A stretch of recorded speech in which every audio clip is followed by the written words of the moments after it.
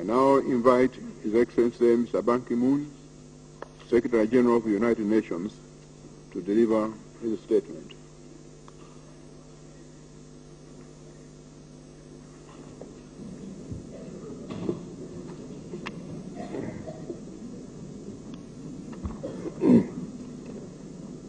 President Mutharika, Chairperson of the African Union, distinguished heads of state and government of African Union, Prime Minister Meles Zenawi of Ethiopia, President Nicolas Sarkozy of France, President of the United Nations General Assembly, Joseph Thais, Chairperson of the African Union Commission, Zhang Ping, Excellencies, Honorable Ministers, ladies and gentlemen. We gather at this summit to draw strength in unity, to confront common challenges, and to heed the voice of the people of Africa who are insisting on more peace and development and democracy and greater opportunity for themselves and their families. I have seen that potential in every corner of this great continent. And since we met last year, so too has the world. The FIFA World Cup in South Africa proved that the real winner was not any team.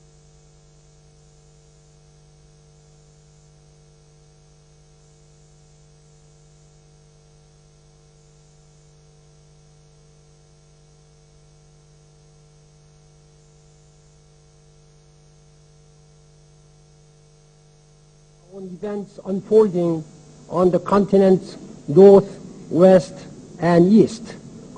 Yesterday, I co-chaired a meeting with the African Union and ECOWAS on the volatile situation in Côte d'Ivoire. We must remain firm and unified. I commend African Union Peace and Security Council for its resolute stand and welcome its decision to create a high-level panel to find an urgent solution. As we look ahead, there are 5 principles that should guide our work. Respecting the clear result of the elections, a national unity, government formed by President Ouattara, removing all obstructions to the work of the United Nations, full support for the legitimate government in addressing social and economic challenges and upholding human rights and justice. And finally, close coordination between the panel and the United Nations. The action we will take will have an impact not only on the credibility of our organizations, but also on other democratic transition and elections in divided societies. Please allow me to express my gratitude to all the peacekeepers and staff of the United Nations who have been working tirelessly under difficult and very dangerous situations. And I'd like to express my most sincere gratitude to member states who have been providing troops to the United Nations peacekeeping operations. In Sudan, the peaceful and credible conduct of the referendum is a credit to all the parties, the government of Sudan and Southern Sudan, the African Union, the United Nations, and all international community partners, and above all, the Sudanese people. The CPA parties have much to address in the coming months. We are still very much concerned about the post-referendum issues, border security, citizenship, wealth sharing, demarcation of the borders, popular consultations in South Kordofan and Blue Nile states, and most importantly, the status of Abyei. Consolidating the peace in North and South Sudan will require statesmanship, wisdom, patience, and consistent engagement and support of the international community. It will also depend to a large extent on peace and security in Darfur. I call on all parties to recommit themselves to finding a peaceful solution to the conflict. The people of Darfur are desperate to return to their homes and build a future for their children. In Somalia, I will continue to urge greater support for the transitional federal government and the UN-backed African Union mission. This includes 4,000 additional troops for AMISOM and adequate technical, logistical, and financial support. We must use the next few months to build on recent successes and ensure that the transition in August lays a foundation for stability and progress.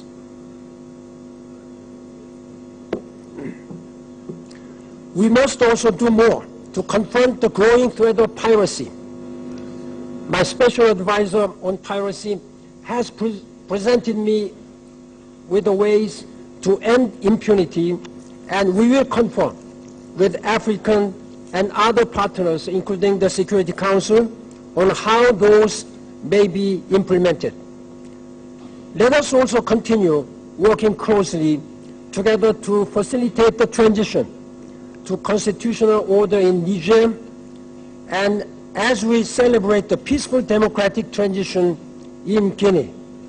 And in Tunisia, let us support the swift establishment of an inclusive interim government that will work with all of society to restore peace and stability. We at the United Nations will be pleased to help the people of Tunisia freely choose their leaders through timely and credible elections. With respect to Egypt, I once again make a call for restraint, non-violence, and respect for fundamental freedoms and human rights. And around the world, the leaders, and we must listen attentively, more attentively, and more sincerely to the voice of the people, their aspirations, their challenges, their hopes for a better future. Distinguished chefs d'État et de gouvernement, Excellences, Mesdames et Messieurs, le vent de l'histoire souffle. The winds of history are blowing all over Africa. All over in Africa, people are being liberated. Africa is on the move. The African continent. On une longue période de croissance. Et même la crise économique et financière ne vous ont pas retardé dans votre marche. L'Afrique connaît un relèvement plus vigoureux et plus rapide qu'on le croyait. En effet, si les pays qui connaissent la croissance la plus rapide au monde sont des pays subsahariens. La proportion d'Africains vivant dans l'extrême pauvreté diminue malgré un accroissement continu de la population. Nous marquons des points dans la lutte contre le sida et le paludisme et sommes sur le point d'éliminer complètement le polio du continent africain. La scolarisation primaire augmente. Les filles ont plus largement accès à l'école. And many more people have access to primary school education. As partners of Africa, our task is to preserve this forward march this year. How are we going to proceed? By honoring the promises of the founding fathers and by living up to the shared the values that we do share, and by focusing more especially on 3 areas: gender, the youth, and the private sector. Firstly, the African women. The emancipation of women is not just a question of law or justice. It is a development imperative, an economic imperative.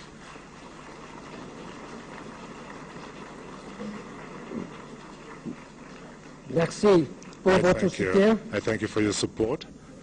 Les pays où il existe une meilleure parité entre les we sexes have connaissent a une better croissance equality amongst the sexes, are more competitive and experience higher growth. The presidency of President Salif Johnson is the only African woman head of state. Let us look at the example given by Rwanda, where we have many more women in parliament than men. Let us honor the African women peasants who produce the greater part of food commodities and foodstuffs, and we must protect these women from the threat of violence.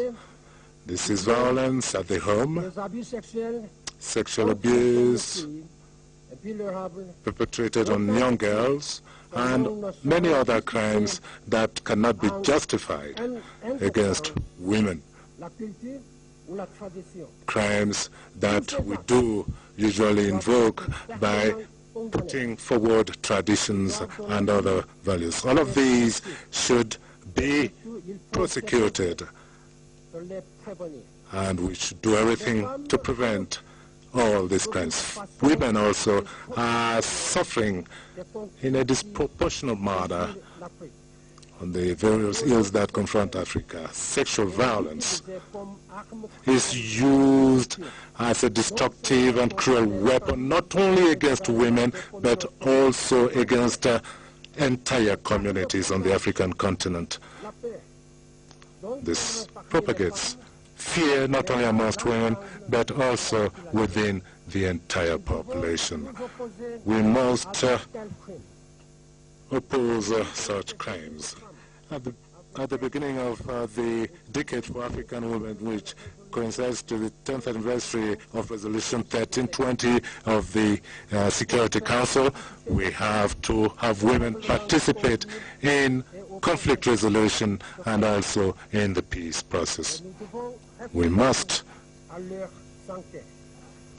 ensure that they enjoy health. The United Nations is doing everything possible to strengthen its activities in all of these areas by establishing UN Women. And the executive director is Mrs. Michelle Bachelet, who was the former president, who is here present at this assembly.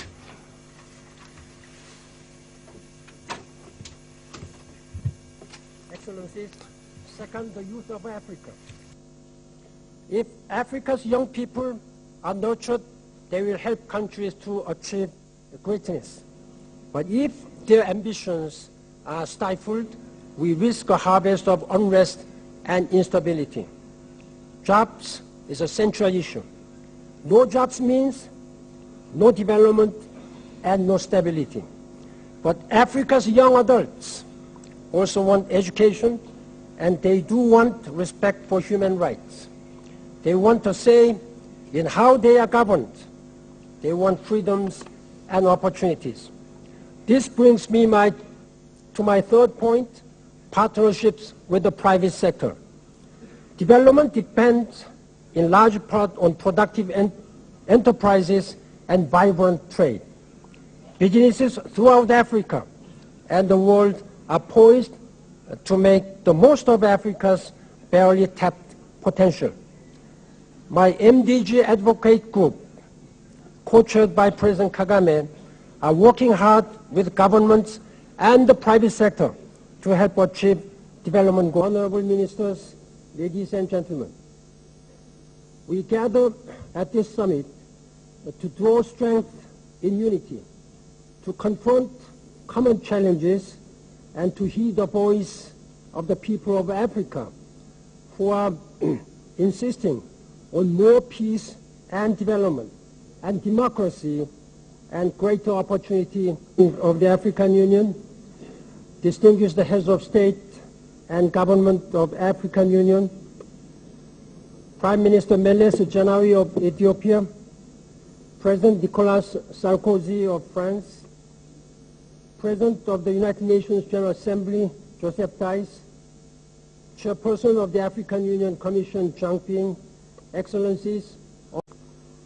I now invite His Excellency Mr. Ban Ki-moon, Secretary General of the United Nations, to deliver his statement.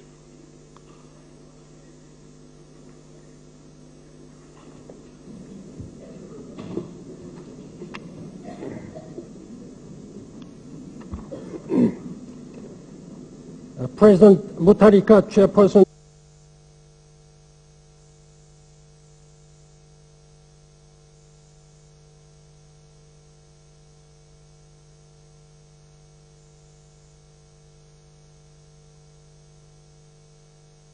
On events unfolding on the continent's north, west, and east.